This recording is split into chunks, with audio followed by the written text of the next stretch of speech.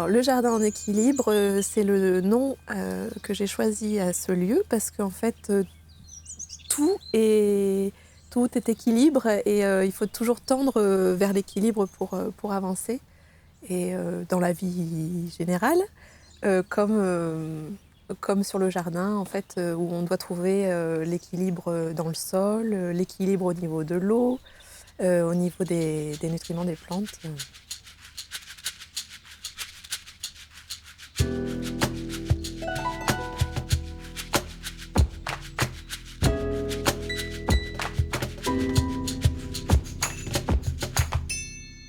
Une philosophie de vie, globale.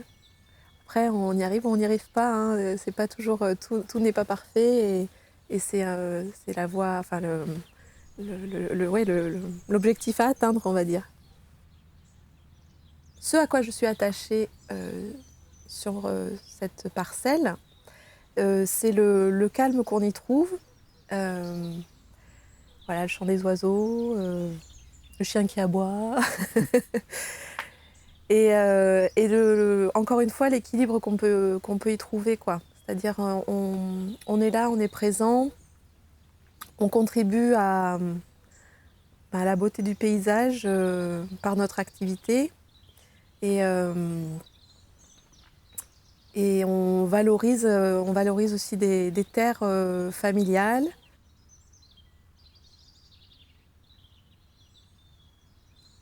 On est sur 2 hectares 40 de maraîchage avec, à peu près 1 700 m² de serre, dont, une serre en fait, qu'on utilise pour, des semis et puis pour le stockage d'outils, pour le stockage des courges, ponctuellement, enfin voilà. Il y a cette serre de semis, des serres, des bitunnels, qui sont un super outil de production puisqu'il y a du volume, donc au niveau de la gestion des plantations, et puis de la pousse en fait des différents légumes, ça se passe super bien. Et après on a des petites serres, qui font 4 mètres de large et qui elles en fait, permettent de faire plus facilement des rotations sur les différentes parcelles, créées sur le jardin. Donc là oui, on est sur une parcelle qui est assez disparate au niveau du sol, puisqu'on a, donc un point haut, un point bas avec, en point haut des sables plutôt, clairs, qui sont assez pauvres, donc il a fallu, amender beaucoup le sol avec, on a de la chance d'avoir eu le fumier de mouton de la ferme, on l'a utilisé et un peu de fumier de vache aussi. Donc ça, c'était la partie haute. La partie médiane qui est super, donc c'est sable noir, facile à travailler, très réchauffante aussi. Et ensuite, en point bas, des zones, sable noir mais hydromorphes avec, de l'argile à 1 mètre de profondeur, donc avec de l'eau stagnante en hiver, des parties qu'on ne peut pas forcément, travailler, de bonne heure, quoi. Et l'idée, en fait, c'était de pouvoir, drainer la parcelle et utiliser l'eau qu'on a en excès l'hiver pour pouvoir arroser les légumes. On a la chance d'avoir de l'argile. C'est un inconvénient sur la zone basse, mais c'est aussi un avantage, c'est qu'on n'a pas eu besoin de poser une bâche.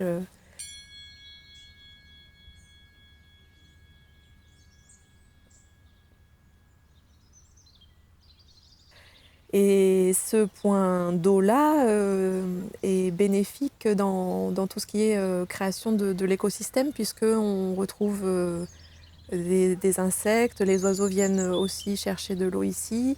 On a des libellules, des poissons. Voilà, il y a tout un petit monde en fait, toute une faune une faune et flore aussi qui s'y retrouve puisque le long des berges, des saules pleureurs sont apparus spontanément.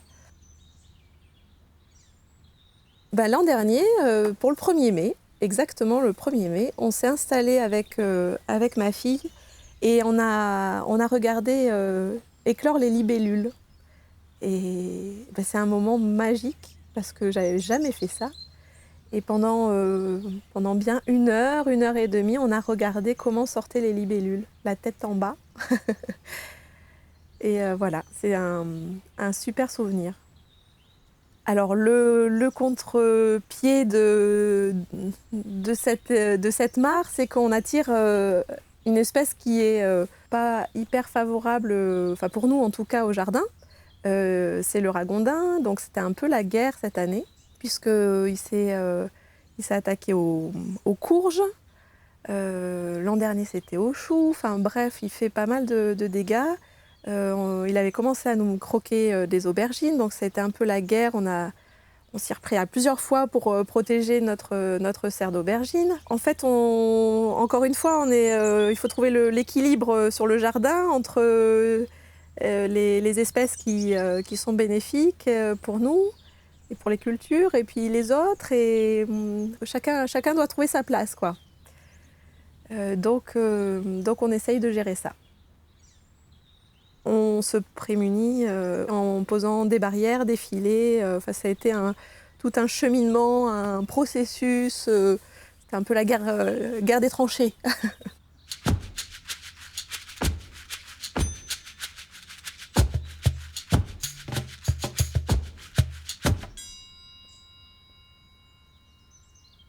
L'idée de faire une haie diversifiée, c'était à la fois diversifiée au niveau des hauteurs de buissons. Donc on peut retrouver du noisetier, de l'églantier, et puis avec des arbres un peu plus hauts comme des chênes. L'idée étant de se protéger un petit peu du vent et puis de faire un espace d'accueil pour les oiseaux et puis les petits insectes qui pourraient être présents naturellement, mais favoriser en fait leur venue. On a planté des fruitiers sur le haut de la parcelle, donc une trentaine de fruitiers, des espèces diverses et variées, et des arbres plutôt nécessitant de l'eau en partie basse, pour essayer de drainer un petit peu l'excès d'eau qu'on peut avoir avec le sol qu'on a. Quand on continue un petit peu en contrebas, au-delà du jardin, on voit une forêt. Et cette forêt-là, j'y suis très attachée parce qu'en fait, petite, on l'a traversée avec mon père qui emmenait les vaches au champ matin. Puis on l'a retraversée le soir aussi, en ramenant les vaches. Et en fait, avant de traverser cette forêt, il fallait traverser cette partie basse que je cultive aujourd'hui, qui était très très humide. Il y avait des trous, des creux, des bosses, des fossés à sauter. Il y avait du jonc. Même si cette partie-là est un peu modifiée par ma culture, en fait. Il y a toujours cette énergie sous-jacente où on peut trouver encore des zones humides, de la végétation bien particulière. Et donc, en traversant cette forêt, on est sur du sable gris avec... c'est une forêt à la fois de pins, de feuillus, donc on y trouve du châtaignier, du merisier. Les moutons y vont aussi, donc c'est assez propre, dégagé on va dire. Il y a quand même des arbres couchés parce que cette forêt a subi la tempête de 99. Mais j'aime bien cette ambiance-là où on peut trouver des mousses. On peut s'y poser, c'est très très paisible.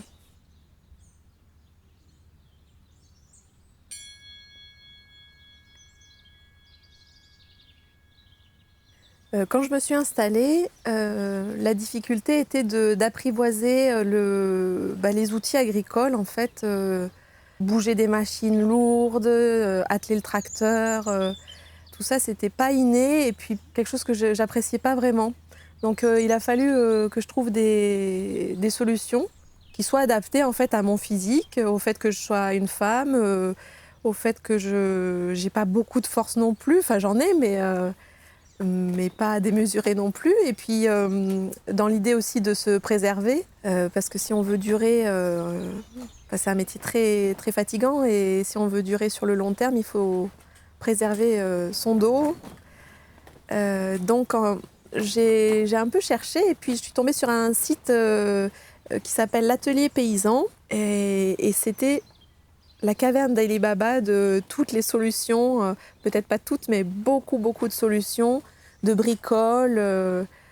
Et moi, la solution adéquate à ma situation, c'était le triangle d'attelage. Ça a été vraiment une révélation. En 1 minute, l'outil était attelé et on ne se posait plus la question de savoir quoi qu'est-ce. On pouvait travailler rapidement. C'est important en fait cette question d'outillage et de s'adapter en fait les outils parce qu'il y a 10 ans et encore aujourd'hui, quand on est une femme et qu'on s'installe, il y a quand même une certaine réticence, pas de notre part, mais du monde agricole qui fait dire que elle va y arriver elle avec ses petits bras. Donc ouais, on peut y arriver, il faut être suffisamment bricoleur et chercher des solutions parce qu'en adaptant, on y arrive, quoi.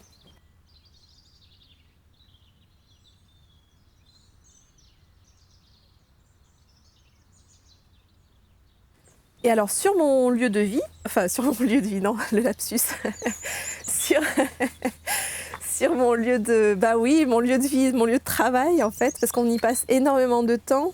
L'idée c'est d'avoir un lieu agréable aussi. On est là pour travailler, mais si on peut déjà se faire plaisir à l'œil, on fonce quoi.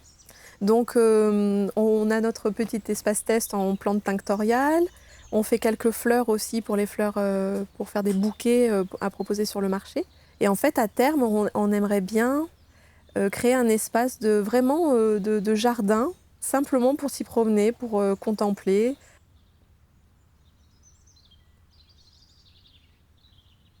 L'idée à terme, c'est même d'ici 2 ans, j'espère bien avoir réussi à monter un bâtiment en fait central sur la parcelle qui puisse nous faciliter en fait le travail de nettoyage, stockage des légumes et aussi avec un espace d'accueil pour pouvoir accueillir d'autres maraîchers au niveau du stockage ou du séchage de graines aussi, puisque au niveau des PAM, des plantes aromatiques ou plantes tinctoriales, on a besoin de sécher les fleurs. Et autant mettre à disposition cet outil et de mutualiser l'outil de production parce que ça a quand même un coût.